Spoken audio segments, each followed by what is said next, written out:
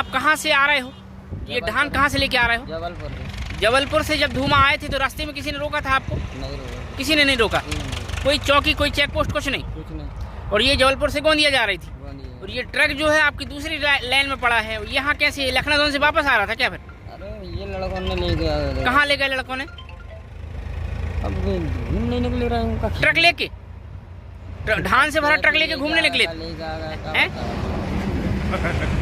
कब बताता यार, बताओ। जयराम जी की नमस्कार, जय जोहार। मैं हूं सुदीप कुमार और आप देख रहे हैं एंड तक इंडिया खबर की तह तक। मध्य प्रदेश के सिवनी जिले के लखनादौन थाना अंतर्गत नेशनल हाईवे क्रमांक 34 में, जो कि रीवा लखनादौन हाईवे को जोड़ता है, आज दिन सोमवार, माफ करिएगा रविवार को दोपहर करीब 12:30 बजे एक ट्रक पलट जाता है।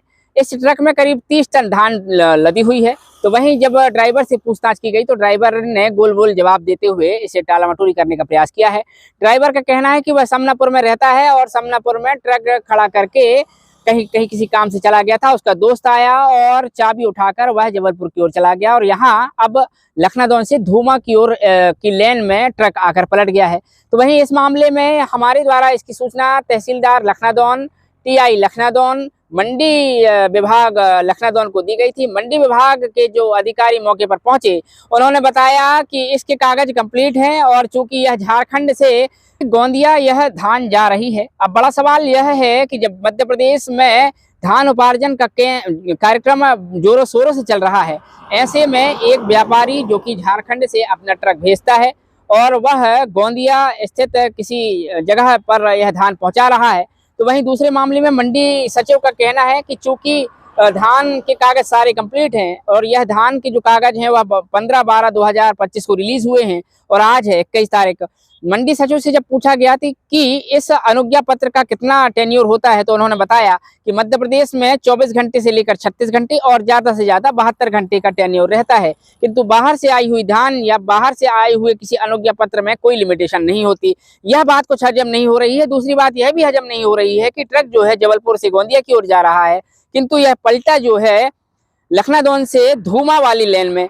अब सवाल यह उठता है कि ड्राइवर इतना फुर्सत था कि वह अपनी 30 टन धान का ट्रक लेकर घूमने के हिसाब से धूमा के समीप आया और धूमा के पहले मतलब लखनादौन से करीब 1.5 किलोमीटर दूर आने के बाद उसका ट्रक पलट जाता है। यह बात हजम नहीं होती है। तो हम आपको बता दें, इस मामले में फिलहाल में सभी विभागों ने हाथ खड़े कर दिए हैं, मगर हमारा ये मानना है कि कहीं ना कहीं कुछ न कुछ तो गड़बड़ है। आपको बता दें कि हादसे बहुत सारे होते हैं और बहुत सारे हादसों की तस्वीरें भी हमने आप तक साझा की है। यह हादसा कुछ उल्टा है।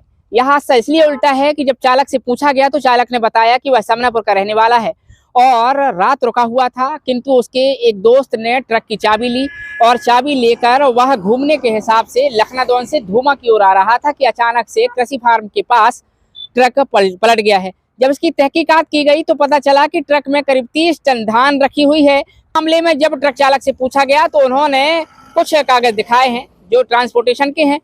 इस मामले में मंडी सचिव से संपर्क किया गया तो मंडी उप निरीक्षक मौके पर पहुंचे, उन्होंने कागजात की तहकीकात की है। तो इसलिए पैदा होता है क्योंकि मध्य प्रदेश में इन दिनों धान उपार्जन केंद्र चल रहा है। बिचौलिया नुमा किसान अपनी धान को खपाने के लिए किसानों के रजिस्ट्रेशन का सहारा लेते हुए इस तरीके की करतूत भी कर सकते हैं और इसी अंदेशे को देखते हुए हमने लखनादौन पुलिस, लखनादौन तहसीलदार और साथ ही वरिष्ठ पत्रकार को सूचित किया था और उसके बाद इस तहकीकात में हमने कहीं ना कहीं हमको यह प्रतीत होता है कि हो ना हो यह धान कहीं ना कहीं किसी न किसी खरीदी केंद्र में खपाई जाने वाली है।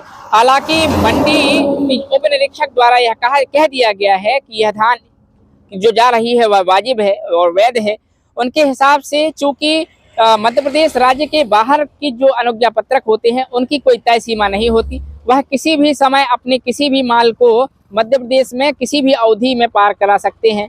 यह बात कुछ हजम नहीं हो रही है। दूसरी बात यह है, उन्होंने बताई है कि जब मध्य प्रदेश के मंडी विभाग द्वारा कोई अनुज्ञा पत्रक जारी किया जाता है तो उसकी अवधि 24 घंटे से 36 घंटे और अधिकतम 72 घंटे हो सकती है। यहाँ गौर करने वाली बात यह है कि ट्रक जो है गोंदिया तक पहुँचना था, इसका रूट होना था जबलपुर से लखनादौन, किंतु जब यह पलटा है तो यह लखनादौन से जबलपुर वाली सीमा में पलटा है। अब आप कहिएगा कि हो सकता है भीषण हादसा रहा होगा, ट्रक पलट कर उस तरफ मुंह हो गया होगा, तो ऐसा नहीं है। ट्रक सामान्य अवस्था में पलटा हुआ है, किसी को किसी प्रकार की कोई चोट नहीं आई है और चालक द्वारा अब गोलमोल जवाब दिया जा रहा है, जिससे यह प्रतीत होता है कि कहीं ना कहीं कुछ न कुछ तो दाल में काला है। सर, क्या शुभ नाम है, किस पद पर है? महेंद्र कुमार चौधरी, सहायक उप निरीक्षक लखनादौन मंडी। अच्छा सर, आपसे जानना चाह रहे हैं धान का ट्रक जो पलटा है तो क्या पाया है?